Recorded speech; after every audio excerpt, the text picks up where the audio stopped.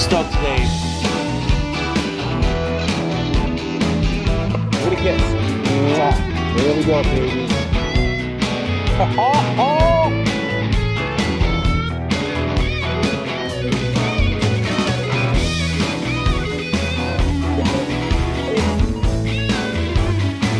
Just a glad dime.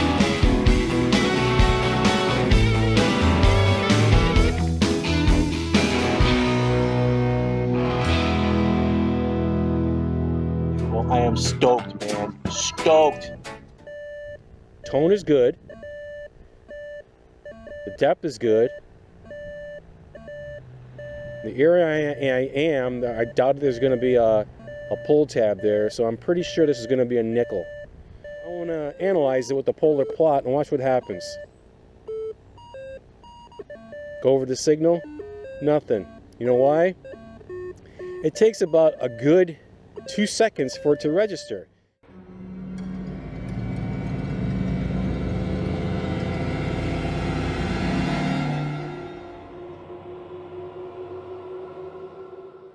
All right, here's the target, and it is a nickel. I really don't need to use that polar plot.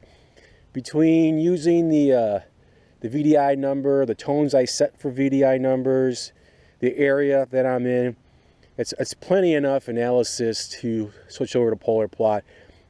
And one of the other reasons why I don't use polar plot is because it's only good up to about 3 inches with your straight lines. And after that, you're just going to get squiggly lines anyways in the positive quadrant. So, and it's the same thing with sizing. You're going to get those camel humps.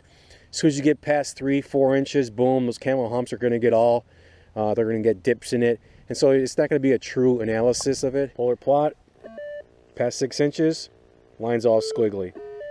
You see that? And I have my sensitivity, my RX gain down to 4. Just to quiet down my machine. And anything past the 4-inch mark, you'll see the polar plot gets all squiggly. What you're looking for is straight lines in the right upper hand corner, and you're only going to get those straight lines when it's 3 inches or below. Let's go try to find a 3-inch target. Here we go. Here's a zinc penny signal. Pretty much right on the surface. Let's polar plot it. Bam. You get the straight lines because it is below 3 inches, and that's what you're looking for. Straight lines in the quadrant. And I know it's going to be a zinc penny by the VDI, the sound, tone of the target. Pinpoint it. 1.25 inches. And bam, you got your 3 straight arrows. And when you see a green arrow in there that's straight, that's pretty usually a good target. So I'll dig it up and show you, but it's just going to be a zinc penny. Right, there you go. Zinc penny. Didn't need the polar plot to tell you that. And you notice how you got the straight lines, but the target was under 3 inches. All right, so polar plot to me, it's a nice little feature if you're kind of an amateur at this, but after a year of using this machine, you won't use any analyze mode. You won't use the sizing, and you won't use the polar plot, and you really don't need it.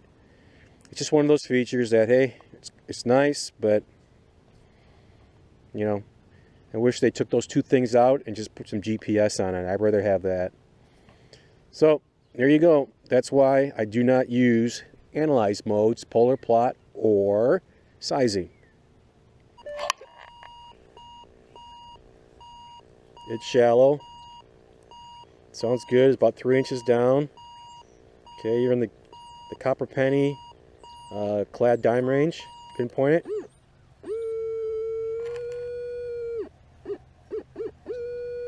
So you're about 3 inches down.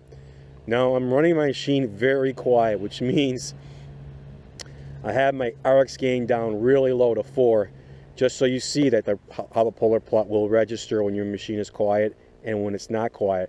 I don't run my machine this low ever. I'd rather have it chattery and get more depth. But let me show you what the polar plot looks like when you run over the target. All right. You see that the green is dominant up there. Straight lines. Go back again.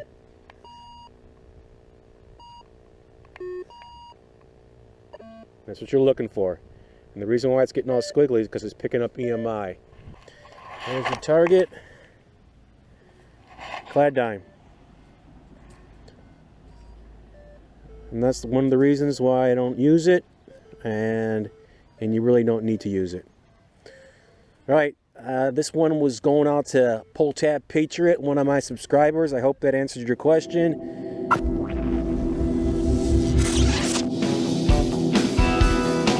Pretty stoked today.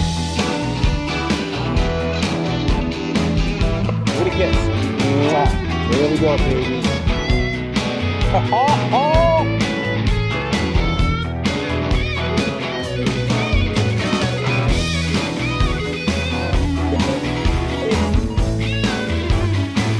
Just a glad dime.